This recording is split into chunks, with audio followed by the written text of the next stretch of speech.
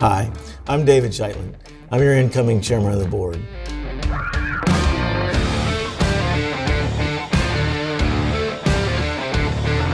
I work with Holman Manufacturing and Distribution. My current role is Director of Operations, and I oversee 3 production facilities. I've been in the industry 28 years, and I'm excited to serve as your chairman of the board.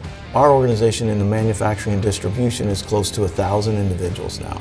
So we've had tremendous growth over the 28 years that I've been involved with the organization. It's really exciting, and the future is very bright for us.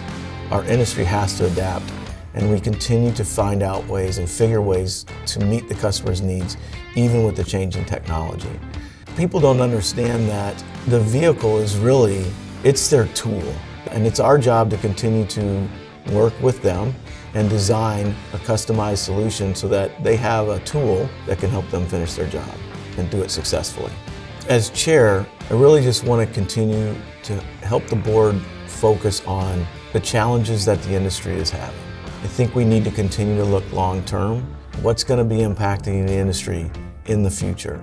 How do we continue to push the NTEA and the staff to make sure they're focused on developing the right programs, developing the services that the industry wants? There's so much change, there's so much innovation, it just keeps you hooked. Hi, I'm Pete Dowlinger. I'm the president of Holman Manufacturing and Distribution.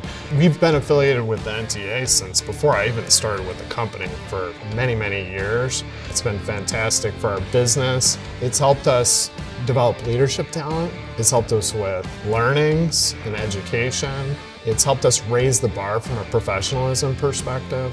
I think you feel a partial responsibility to pass that along to the next generations as well. So we feel passionately that we need to continue to be actively involved. We need to represent the industry as a whole. We need to put talented people in positions to support the NTEA and the broader industry.